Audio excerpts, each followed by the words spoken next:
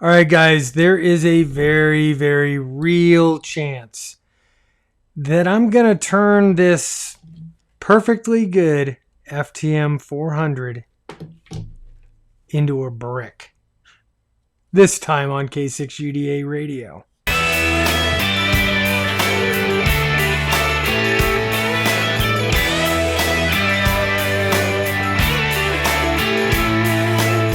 I wanted to update the FTM400s, but you absolutely need a Windows computer. So I went out and I bought a Windows computer. And not just for this project, but I'm actually going to put a bunch of radio files on here so I could do some proper radio programming here on the on this little laptop. I got this for a song. It's brand new. It's not much, but it's all I need. I don't need to surf the web. I don't need email. I don't need any of that crap. Basic functions is what I need. And today what I need to do is I've got two FTM400s that have never been updated. And we're going to try to do that live right here. I have no idea how this is going to go. Never done these radios before. And I don't know if this is going to brick them or if I'm going to be a hero and have totally updated software or firmware. Now, here's the thing. I don't even know what firmware version is on here. So we're just going to go ahead and do this. I believe I have the latest firmware out there.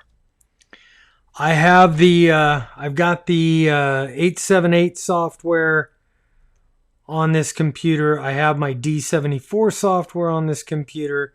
Now, mind you, I don't know what the hell I'm doing in Windows. Now, I suggest that you read all of these. If you're going to do this firmware update, read all these. This is the DSP software right here. We'll switch over to camera number 3, and you hit the D button, the F button, and the power key. So now we want to push D, DSP to COM. So back to here, this SCU20 cable comes with your FTM400. This is going to enable you to use Wires X if you don't have an HRI 200. You'll have to sacrifice your radio in this configuration. But let's go back. So now let's go back here. Go to PC Tools. We're going to run this. COM port air. Like I said, guys, I haven't done this, and I'm not a Windows user. Well, I guess I am now. COM 5. Ah, it works. Okay, before updating, make sure to follow the preparation. For detail, refer to blah, blah, blah, blah, blah. Connect the data cable, terminal PC, connect the external power. Turn the transceiver on in C4FM DSP FW write mode. After the preparation procedure above, click the update button. Yay! This radio looks like it's going to get saved for right now. So what I'm going to do is I'm going to turn this one off. We're going to go uninstall the one that's in the Jeep. So I've now spared you the gory details. I just pulled this one out of the truck, actually out of the Jeep. The truck has an ICOM radio in it. So this one is first generation, or it's the older generation. I've never done a firmware update on it. And that's, I think, why I can't update this like I updated the other one. So let's switch over here.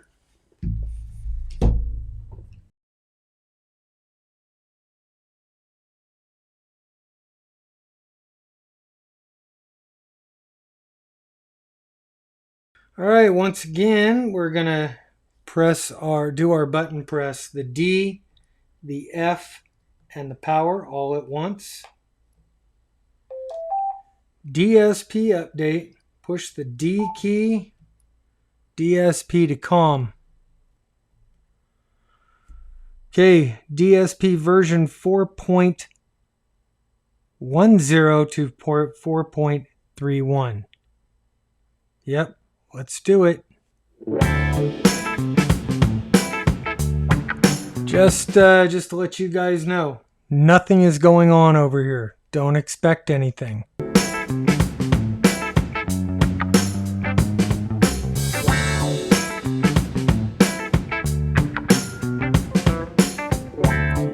Okay, so that is part 1 of the firmware update. Here's where it gets where I'm a little scared. Go back down to the desk cam here. On the bottom side, or the top side of the FTM400 here, there is a little rubber gasket. You're going to pull that off. And inside of there is a switch.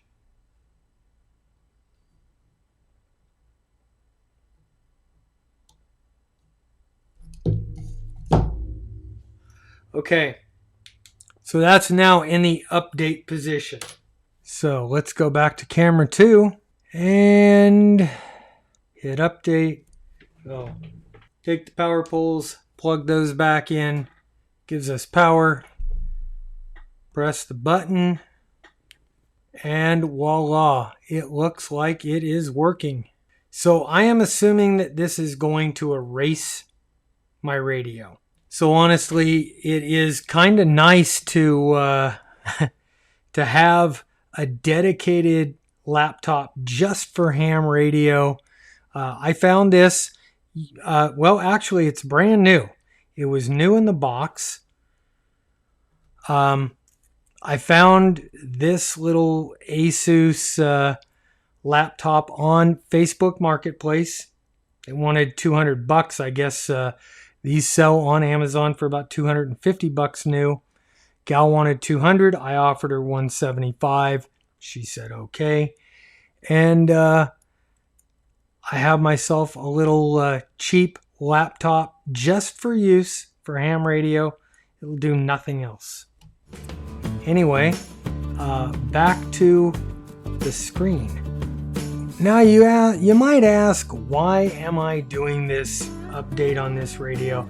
Because I'd like to have both radios have the same firmware, so I could hopefully, I want to be able to take one chip and clone both radios.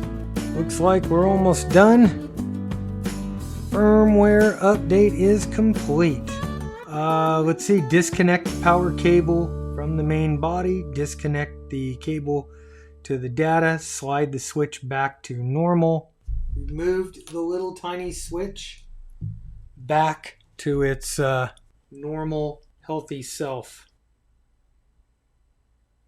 Got everything hooked back up, turn the radio back on. Actually still says check the version number. We'll do a reset, factory reset. Okay. So I could see right here the main panel.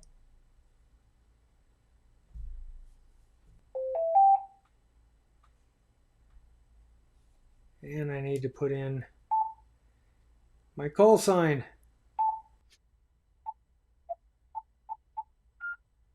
K6UPA. Oh, look at that. Okay. So we'll jump in here, go to reset, and our version number is 4-4. So the reset was good. And here's the proof in the pudding. We're gonna take I'm gonna take this chip that already has all my information on it. SD card, backup. Oh, yep, it works. Completed. Came back up to the old configuration, and there it is. That looks exactly like it did in the motorhome now. All right, guys, that's it. That is how you do the firmware update on your FTM400. I believe probably the 100 is probably very, very close to that. It worked. I didn't brick it. Guys, like this video if you do. Subscribe if you haven't. Check out my Patreon and my PayPal links. Please consider supporting the channel. And to my current patrons, to my current patrons,